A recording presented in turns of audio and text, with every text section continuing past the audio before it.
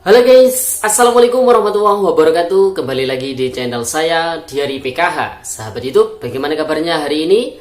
Semoga sahabat YouTube semua dalam keadaan sehat, tambah rizkinya, dan tentunya semakin sukses. Pada kesempatan kali ini saya akan menginformasikan kepada sahabat YouTube semua tentang informasi PKH dan BPNT untuk besok tanggal 26 Juli tahun 2022. 5 hari lagi, ingat, buat para KPM PKH dan BPNT yang sudah disurvei dengan cara ini, siap-siap ya sahabat YouTube.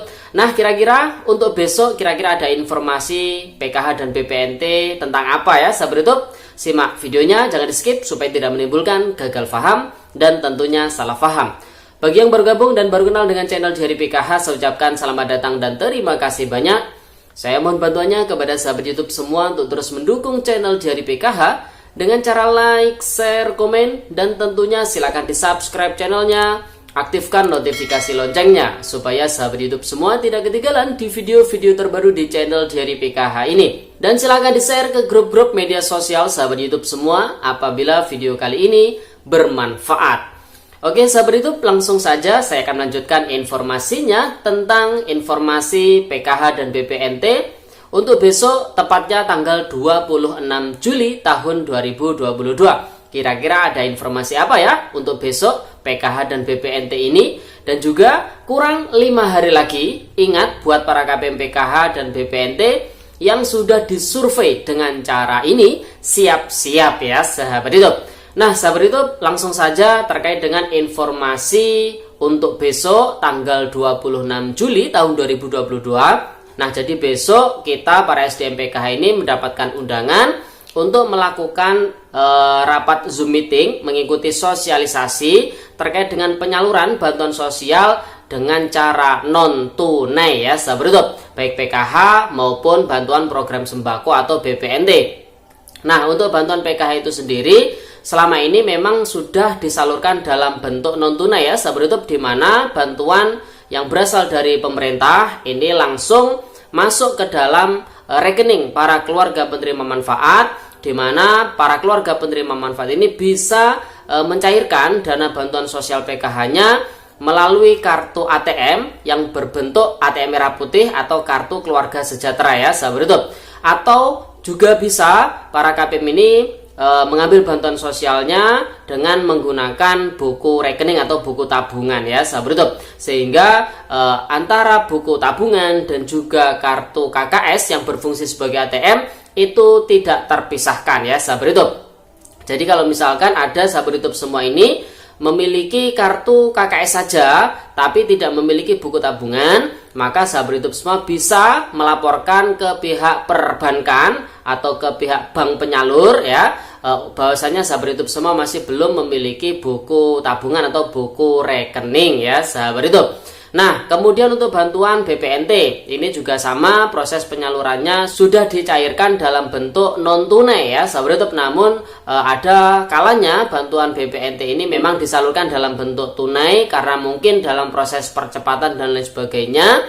Namun selama ini bantuan BPNT itu disalurkan dalam bentuk non tunai, juga sama seperti PKH, bantuan senilai Rp200.000 dari pemerintah ini langsung masuk ke dalam rekening para penerima manfaat, di mana penerima manfaat bisa memanfaatkan bantuan yang sudah diberikan oleh pemerintah tersebut dengan menggesek kartu KKS-nya yang berfungsi sebagai ATM, baik di agen ataupun di e-warung terdekat ya sahabat YouTube yang memang sudah ditunjuk untuk menyalurkan bantuan BPNT. Jadi itu ya sahabat YouTube untuk agenda besok tanggal 26 Juli tahun 2022. Pada intinya kita para SDM PKH masing-masing kabupaten ini ada perwakilannya untuk mengikuti sosialisasi dari Kementerian Sosial Republik Indonesia, di mana yang mengadakan tersebut adalah Bank Indonesia ya, dengan penyaluran bantuan sosial dalam bentuk non tunai ya sahabat YouTube. Nah, kita tunggu saja kira-kira hasil sosialisasi tersebut seperti apa. Tentunya yang nanti apabila hasil sosialisasi tersebut bisa kita update, bisa kita infokan kepada sahabat YouTube semua, tentu akan kita infokan melalui channel Diari PKH ini ya sahabat YouTube. Nah, kemudian terkait dengan 5 hari lagi, ingat para KPM PKH dan BPNT yang sudah disurvei dengan cara ini siap-siap ya sahabat YouTube. Nah, kalau kurang 5 hari lagi, kalau besok tanggal 26 Juli, berarti di tanggal 30 Julinya ya sahabat YouTube. Nah, di tanggal 30 Juli tersebut merupakan agenda yang sangat penting tentunya terkait dengan verifikasi kelayakan BNPA penerima bantuan sosial, baik itu PKH maupun BPNT, yang dilakukan oleh masing-masing daerah melalui aplikasi 6NG ya sahabat YouTube. Hal tersebut dilakukan menyusul adanya surat dari Kementerian Sosial Republik Indonesia yang ditujukan ke masing-masing daerah terkait dengan hasil penilaian dari Kementerian Sosial Republik Indonesia atas verifikasi foto geotagging dan foto rumah yang dilakukan oleh petugas ya sahabat YouTube. Nah, petugasnya ini bisa pejuang muda, bisa petugas PT Pos, ataupun bisa petugas yang lainnya ya sahabat YouTube. Proses foto geotagging ini dilakukan setelah proses penyaluran bantuan BPNT tunai pada periode yang pertama, yaitu Januari, Februari, Maret ya sahabat YouTube. Belum lagi saat ada program pejuang muda. Program pejuang muda tersebut salah satu tugasnya adalah untuk memfoto menitik koordinat para penerima manfaat bantuan sosial, baik itu PKH maupun BPNT ya sahabat YouTube, yang mana kemudian diteruskan oleh para pendamping PKH dan juga pendamping TKSK selaku waktu itu sebagai pendamping BSP, bantuan sosial pangan atau BPNT ya sahabat YouTube. Jadi ingat ya sahabat YouTube, kalau sahabat YouTube semua rumahnya ini sudah disurvei dengan cara difoto di titik koordinat ya sahabat YouTube oleh para petugas, tentu ini menjadi warning siap-siap bagi sahabat YouTube semua yang menurut Kementerian Sosial Republik Indonesia rumah sahabat YouTube semua ini tidak layak sebagai penerima manfaat bantuan sosial ya sahabat YouTube.